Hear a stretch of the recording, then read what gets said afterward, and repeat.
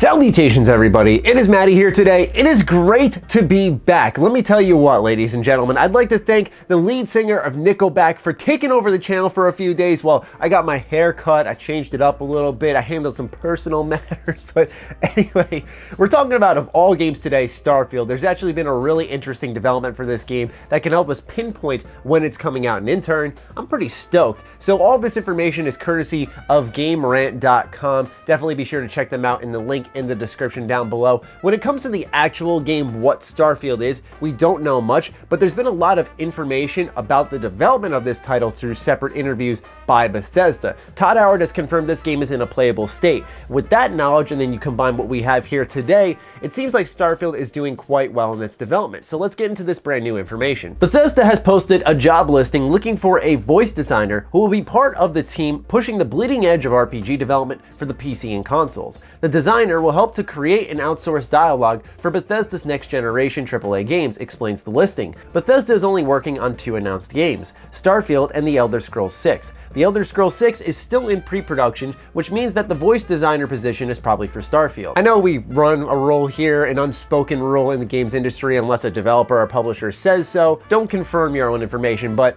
when we've seen video evidence of where The Elder Scrolls 6 is in development, a very vague teaser trailer, just 3D modeling being done at this point in time, showing some of the next-gen details. It's clear that Elder Scrolls 6 is very much in pre-production. We have something physical to show for that. Therefore, I believe it is a very safe assumption to say this is all tied to Starfield. The voice designer will have to respond efficiently to voice asset demands from several development teams, test the game's audio systems, get voiceovers ready for the final game state, create original voice audio content from scripts, and more. Candidates for the job need to have at least 2 years of experience in the game voice audio industry, as well as excellent audio engineering skills and experience in production and the casting of voice actors. So when it comes to the actual job listing, just so you know, it's clear that nothing really stands out other than the mentioning of getting the game to a final state, but it seems like this is a long-term hiring. They're getting them now for what I would personally imagine is 2020.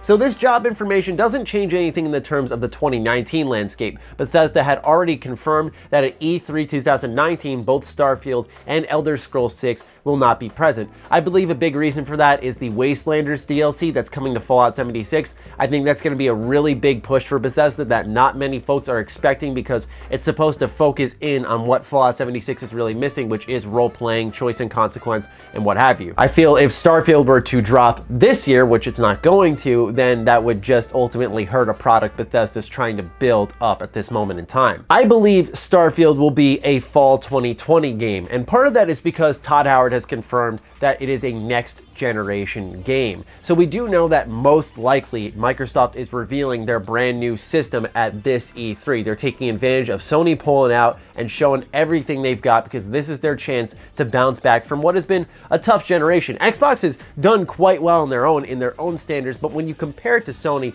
that's where they start to falter a bit. But standing on their own, I must emphasize, they are doing extremely well, and with Game Pass, a lot of great services in place, they are set to explode. And I believe that's why we're going to see that next console from them. We also know that Sony has confirmed a new PlayStation is in development. They just showed off a video of it running versus a PS4, and Spider-Man PS4 loaded in a second. Meanwhile, the PS4 Pro version took a decent amount of time in comparison. So these consoles are very much in development, being shown off, and I'd imagine by the middle to late 2020, we will have these new consoles. Hell, maybe even spring if they're getting announced this early. I think PlayStation's going to use the PlayStation experience at the end of the year to maybe show off some new hardware. We'll see though. The reason I wanted to talk about Starfield being a next-gen game is because it's clear the hiring is for now up until the end of the cycle, thanks to the final state quote from the job listing. However, things could get a bit confusing because Todd Howard also said that Starfield could be a cross-gen game. What systems we put it out on, what's the hardware requirements, is still to be determined. We're pushing it. We're thinking very far in the future, so we're building something that will handle next-generation hardware. That's what we're building on right now. That's where our mind is. But that doesn't mean it wouldn't exist on current systems as well, which he's saying in reference to the PS4 and Xbox One, along with current PC builds. Pretty much what Todd's saying is they're trying to push all the technology they can, but if that can somehow be optimized and working on a base PS4,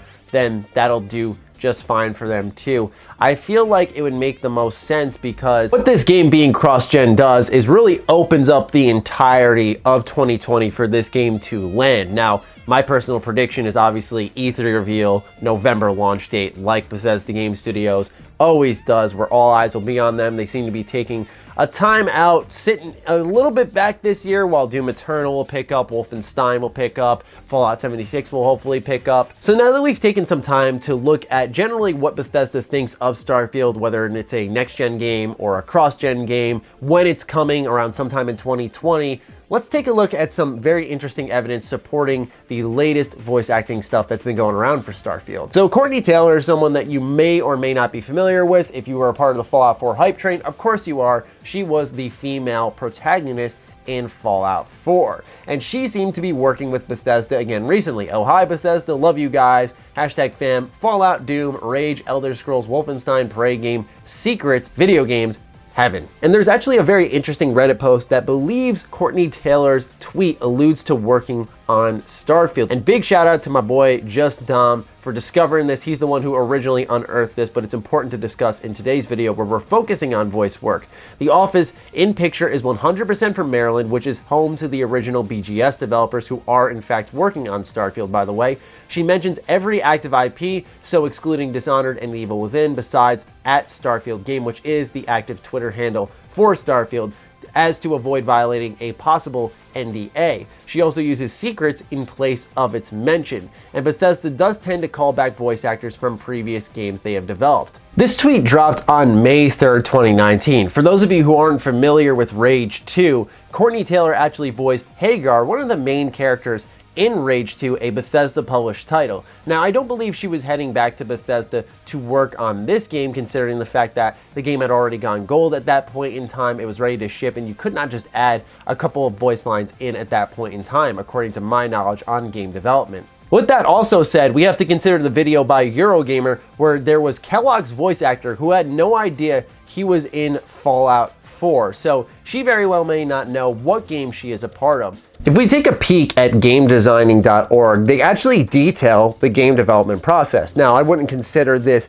the official end-all be-all source because game development is very haphazard. It can go a number of ways, but it starts off with an idea. So you need to get together your plot points, story details, character biographies and aesthetics, level designs and objectives, games mechanics and core gameplay concepts, themes and aesthetics for the game. So you're generally in that pre-production state that we were actually talking about with Elder Scrolls 6, so that's where it's at.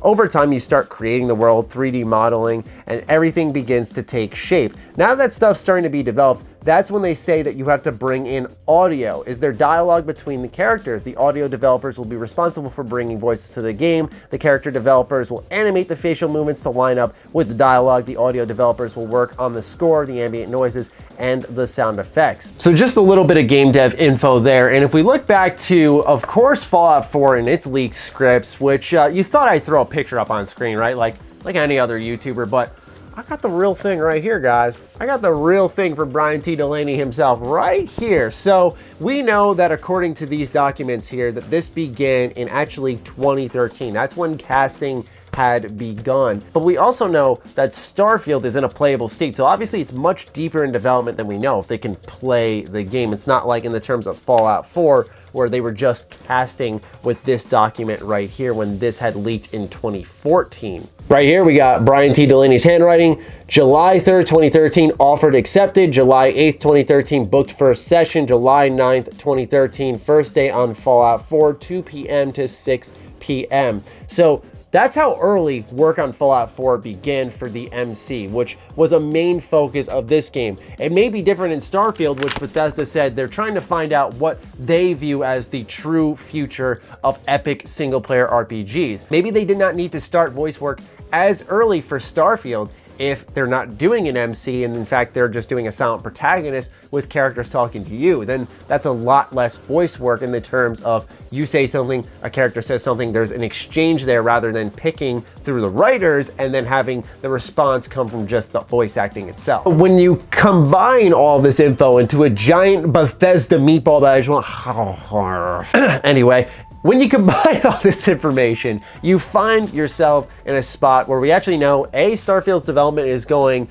very well, which is great to hear because we heard throughout the development of 76 and after the launch that this was a really tough game to develop. It was hard on the staff big time, and they probably bit off a lot more they could chew in the terms of what their engine could do. And it seems like Starfield is a return to form in many ways. They're probably a lot more comfortable right now. They're probably feeling a lot better about the game. It's likely more refreshing because it is a new IP. It's a new universe. There's no ties to previous games. It can be whatever they want. And there's probably something really liberating about that. They're also not going to have lore people crawling down their throat for screwing things up. I'm sure they're very excited about the game, which is why it seems like it's all full steam ahead at this point in time. But anyway, that's all the information I could round up in today's Starfield news update. Yes, voice acting is underway, but that means quite a bit more when you look at when that type of stuff happens, the playable state of the game, whether or not it will be cross-gen, a lot of juicy stuff going on here. So I'd say 2020 is the year of Starfield.